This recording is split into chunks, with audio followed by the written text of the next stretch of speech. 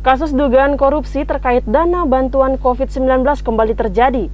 Kali ini di Tabanan, seorang oknum Satgas COVID-19 di tingkat desa diduga menilap uang bantuan senilai 30 juta rupiah. Ini menjadi fokus utama pemberitaan Jawa Pos Radar Bali edisi Jumat 26 Maret 2021. Mari kita simak editorial harian Jawa Pos Radar Bali. Nah, pemirsa, sudah hadir bersama saya saat ini Redaktur Jawa Pos Radar Bali, Mas Rosihan Anwar. Bagaimana kabarnya hari ini, Mas? Sehat, terima kasih Mbak Puspa. Iya, tentunya hari ini kita akan mengupas editorial surat kabar harian Jawa Pos Radar Bali ya, edisi Jumat ini. Kita bisa lihat ke monitor, Mas Han. Di sini disebutkan bahwa mengangkat judul utama begitu ya, Mas Han. Di sini dikaitkan dengan kasus dugaan korupsi dana bantuan COVID-19 di Kabupaten Tabanan yang dilakukan oknum di tingkat desa. Nah, seperti apa kemudian kasus ini terjadi, Mas Han? Baik, terima kasih Mbak Puspa, pemirsa. Ini sebenarnya kan kasus, kalau tidak salah yang kedua, karena beberapa waktu lalu kita dengar juga ada kasus serupa dana hibah bantuan pariwisata di Buleleng. Itu kalau nggak salah sudah ada penetapan tersangka di Dinas Pariwisata Buleleng kalau nggak salah. Nah, ini juga kasus kedua walaupun mungkin nilainya lebih kecil, sekitar 30 juta, itu dimana ini uangnya berasal dari bantuan salah satu yayasan. Jadi yayasan itu memberikan bantuan sekitar 59 juta sekian kepada desa Pujungan ini lewat oknum di desa ini. Kemudian yang digunakan itu, ini ironisnya buat beli motor. Nah, jadi ini yang justru untuk kepentingan pribadi. Iya, kepentingan pribadi yang sebetulnya ini adalah untuk penanganan Satgas Covid. Kenapa ini menjadi headline dari Radar Bali? Karena menurut kami ini adalah sebuah ironi. Kita tahu ini sekarang kondisinya, kita sekarang sudah vaksin dan segala macam. Sementara memang bantuan itu kan terus berjalan, baik dari pemerintah pusat maupun ada yayasan, pihak-pihak swasta dan sebagainya. Nah, kita juga nggak tahu, ini mungkin banyak juga kejadian-kejadian seperti ini yang belum terpantau.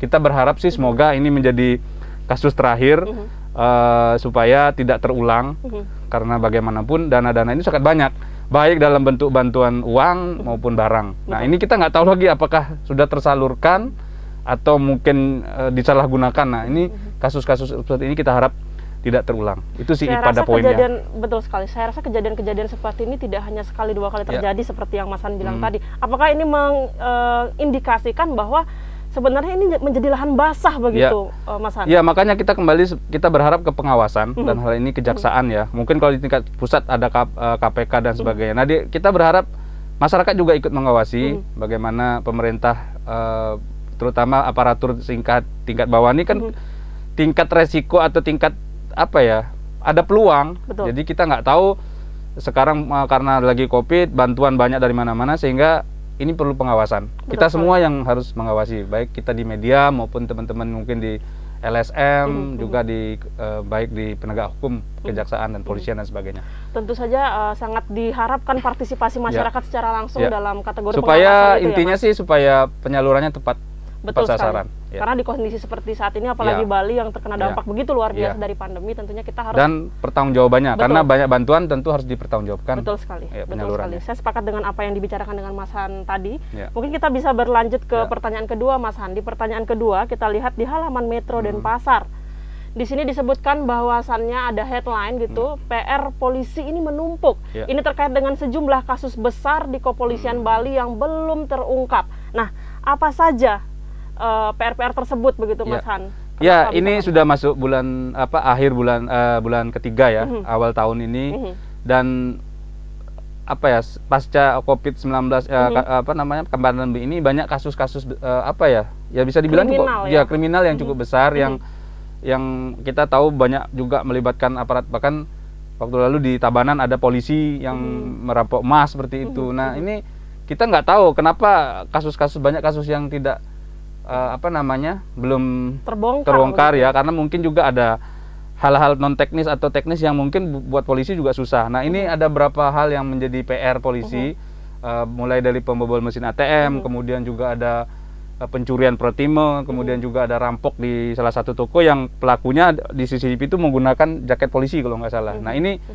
polisi masih kesulitan. Nah, kita nggak tahu apa penyebabnya, apakah jago memang perampoknya ini memang jago, atau polisi ada kekurangan barang bukti. Nah, ini menjadi tantangan buat polisi, dan kita dorong Betul. Ya kami di Radar Bali mendorong supaya kepolisian segera bisa mengungkapnya.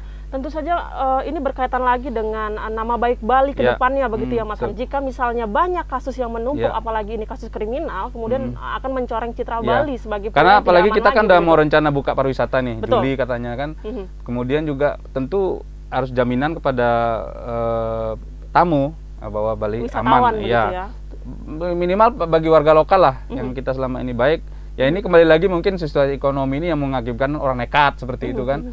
Nah ini yang kita harapkan. Ada tekanan-tekanan eksternal kita harap gitu juga ya. Kita semua sadar dan kita dorong supaya polisi bisa menyelesaikannya. Iya, tentu saja kita mengharapkan terutama Polda bersama, Bali ya. Betul sekali. Tentu saja kita mengharapkan bersama adanya gerak cepat dari pemangku kebijakan, terutama di sini adalah aparat kepolisian dalam menghentikan atau memutuskan laju tindakan kriminal yang ada di Bali saat ini.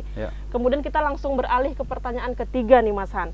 Tepat di halaman Bali Dwipa, Jawa Pos Radar Bali edisi hari ini, di sini disebutkan bahwa ada judul yang sangat menarik gitu. Usai vaksin, ASN positif COVID-19. Nah, ini terjadi di Kabupaten Karangasem, di mana seorang ASN asal Desa Abang itu dikatakan terkena COVID kembali begitu. Bagaimana kemudian ini diberitakan? Ya, ini kan sebenarnya masih debat ya. Ada perdebatan memang, karena kita tahu pun vaksin belum jaminan katanya kan. Karena sekarang pun syarat perjalanan swab antigen masih berjalan atau swab PCR itu masih diberlakukan. Jadi memang positif beberapa kasus di luar daerah juga terjadi seperti dulu. Kalau nggak salah Bupati Sleman ya di Jogja itu juga sama.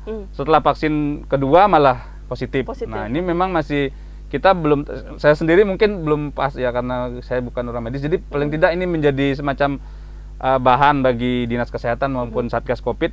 Apa sih yang sebenarnya terjadi? Apakah mungkin saat dites mungkin kondisi fit kondisi tubuhnya tidak fit begitu belum fit, atau mungkin hal lain atau seperti apa, kan itu juga masih dilakukan observasi seperti itu. Jadi mungkin ini bisa menjadi juga bahan bagi pihak-pihak terkait, pihak-pihak terkait terutama di bidang kesehatan dan Satgas Covid untuk bagaimana bahwa vaksin ini benar-benar memang belum ada jaminan kan, katanya seperti jaminan, karena kita tahu sejauh ini memang virus ini masih belum ada obatnya seperti itu. Jadi kita berharap ke depan semoga vaksin ini benar-benar yang memutus dan menjadi semacam kekuatan sendiri, walaupun mungkin peluang kena masih ada seperti itu. Betul sekali. Nah, kemudian jika dilihat dari berita ini nih Mas Han, ASN positif COVID usai divaksin, apakah berpotensi untuk membuat masyarakat umum yang belum divaksin itu menjadi apatis terhadap? Ya, seperti yang saya katakan tadi, ini dari pihak Satgas Covid maupun pihak kesehatan maupun dari pemerintah juga harus menjelaskan apa mungkin bisa jadi memang itu bukan Covid misalnya, artinya mungkin ada swab ulang yang mungkin tidak akurat dan sebagainya. Kita kan sering terjadi seperti itu. Jadi kita belum tahu runningnya atau kelanjutannya seperti apa. Kita tunggu saja. Yang berharap sih kita masyarakat tetap tenang. Artinya kan mungkin ini 0, sekian % kasusnya, tidak semua. Pak Buspa sama saya juga udah divaksin dan kita tidak ada masalah. Mungkin ini 1 dari 100 mungkin seperti itu, 1 berbanding 1000 ya seperti itu. Jadi kita mungkin kembali lagi ke imun tubuh masing-masing. Ya mungkin pas lagi nggak fit dan sebagainya. Kita berharap sih mungkin ada swab ulang hasilnya negatif seperti itu. Dan tentunya ini masyarakat juga, jadi kita harap tetap tenang. Iya, betul sekali. Dan tentunya juga kita tetap berharap ya Mas Han untuk masyarakat di luar sana mengikuti karena ada jadwalnya nanti ya. Masyarakat selain protokol kesehatan ada jadwal vaksin juga yang sudah ditetapkan oleh pemerintah untuk masyarakat umum dan di 3 zona hijau yang ada di Bali, yaitu Ubud, kemudian Sanur dan juga Nusa Dua, agar bisa dimanfaatkan dengan sebaik-baiknya oleh masyarakat sekitar untuk segera dilakukan vaksin. Karena Bali kan targetnya 3 juta. Betul. Dari 4,3 juta masyarakat Bali, target 3 juta dan itu kalau berhasil Bali siap buka penerbangan internasional tamu. Jadi kita berharap masyarakat di Bali tetap tenang. Ya ikutin aja aturan pemerintah. Artinya kan di situ sudah ada tahap-tahapannya supaya juga jika ada gejala seperti apa. Dan tentunya jika kita bisa berimbas untuk membicarakan pariwisata yang akan segera dibuka nantinya Mas Han, tentu saja nanti roda perekonomian dan geliat pariwisata juga pasti akan melaju cepat begitu ya Mas Han ya. Nah, jika pariwisata sudah berjalan, ekonomi kembali berjalan, tentunya angka kriminalitas seperti yang kita bahas di awal tadi akan menurun juga begitu. Jadi rasa aman untuk masyarakat di luar sana atau wisatawan juga akan tetap bisa santai, tenang untuk berlibur di Bali. Nah, selain itu Mas Han, terkait dengan ini juga nih, dengan vaksin ini juga, apakah vaksin ini menjadi satu-satunya jalan bagi pemerintah untuk memutus rantai COVID ini di Indonesia? Ya, kita sendiri berharap itu menjadi jalan ya, karena seluruh dunia juga melakukannya. Betul. Jadi kita berharap tidak hanya Bali, tapi juga Indonesia, seluruh dunia juga ketika ini sudah dilakukan, berharapannya memang seperti itu, satu-satunya jalan. Ya apalagi yang kita harapkan kan hal lainnya mungkin obat ya, tapi juga belum ada. Tapi ini yang pertama ada kan vaksin dulu, paling enggak dengan vaksin ini ada kata pencegahan kan seperti itu. Mungkin ke depan kita berharap ada obat. Betul. Seperti itu. Dan lama-lama mungkin orang juga ada terbiasa. Kalau kamu ada gejala ya kamu swab, kalau ada positif orang bisa mandiri kan seperti itu. Artinya pemerintah tidak perlu lagi menyiapkan hotel dan sebagainya. Tapi orang udah tahu, oh aku kena, ya udah aku istirahat, bisa apa namanya mandiri seperti itu. Jadi semakin lama orang akan terbiasa dan akhirnya ya kita akan ya hidup dengan berdampingan dengan ini mungkin ya, walaupun ada vaksin nanti. Betul sekali. Nah, tentu saja sekali lagi kami menghimbau kepada masyarakat luas di luar sana, tentunya masyarakat di Bali, untuk tetap menerapkan protokol kesehatan tentunya dan mengikuti vaksin massal yang sudah diadakan di seluruh kabupaten yang ada di Bali. Baik, kita tinggalkan sejenak tentang COVID dan vaksin, Mas Han. Kita akan melaju ke halaman terakhir dari Jawa Pos Radar Bali, edisi Jumat 26 Maret 2021. Ada berita menarik nih. Di sini disebutkan atau mengambil judul utama begitu Mas Han, evaluasi akumulasi kartu Andika. Nah, ini terkait dengan kartu merah yang diterima dari winger Bali United ini ya, Imade Andika Wijaya, saat Bali United bermain imbang 1-1 dengan Persib Bandung. Nah, pada laga pembuka grup di grup D Piala Menpora di Stadion Maguwuharjo, Sleman, Yogyakarta pada Rabu kemarin begitu. Nah, bagaimana kemudian Jawa Pos Radar Bali memberitakan informasi tersebut? Ya, ini rame dan viral di medsos terutama ya, netizen-netizen terutama fans-fans yang ya antara pro kontra ya. Ada satu kubu mengatakan Andika memang tipikal permainannya seperti itu. Dia terkenal memang lugas, keras dan ya memang itu apa istilahnya ya, ciri permainan Andika. Tapi satu sisi juga menyayangkan karena akibat apa ya, ya bisa dibilang blunder lah atau kesalahan dari Andika ini merugikan klub, merugikan tim.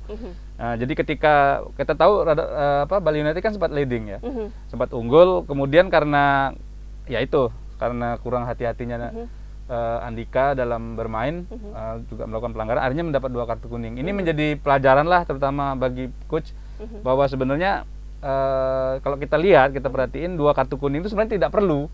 Nah, jadi ini mungkin menjadi evaluasi Coach Ciko bagaimana paling tidak ini kan Andika pemain muda ya, pemain muda, dan kita berharap emosi mungkin energiknya juga mungkin semangat karena baru pertama kali tampil setelah sekian lama COVID ini. 1 tahun 13 bulan. Ya, paling tidak mungkin Coach Ciko yang tahu nanti mungkin secara ya memberikan masukan seperti apa seharusnya. Karena bagaimanapun jika itu dilakukan lagi mungkin akan apa ya istilahnya, merugikan tim. Karena ketika sudah leading, kalau 10 lawan 10 mungkin aman. Ini 10 lawan 9 justru lawan yang awalnya Persib mungkin sudah mau menyerah, tapi karena kita ada kekurangan pemain, mereka jadi ada keuntungan seperti itu.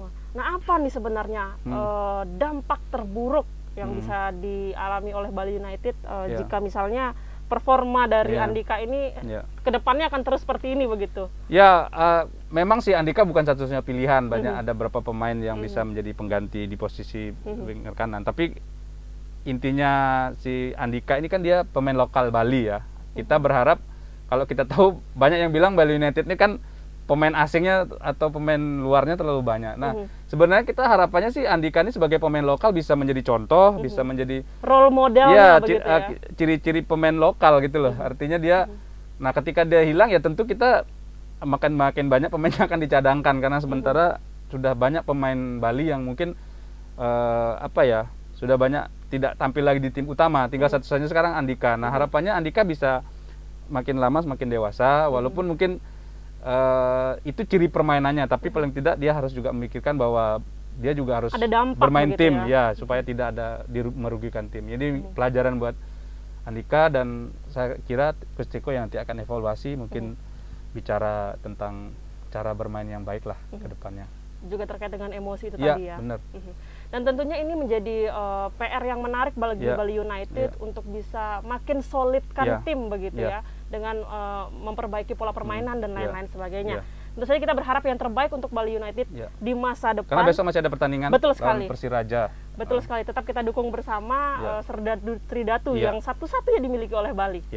Nah, Mas Han, tentu saja informasi tadi adalah informasi terakhir yang menutup Nirwana Sepekan kali ini. Anda bisa mengakses siaran kami melalui TV digital terestrial atau mengunduh aplikasi JPM Stream melalui gawai Anda. Nirwana Sepekan berimbang dan inspiratif. Om Santi Santi Santi Om.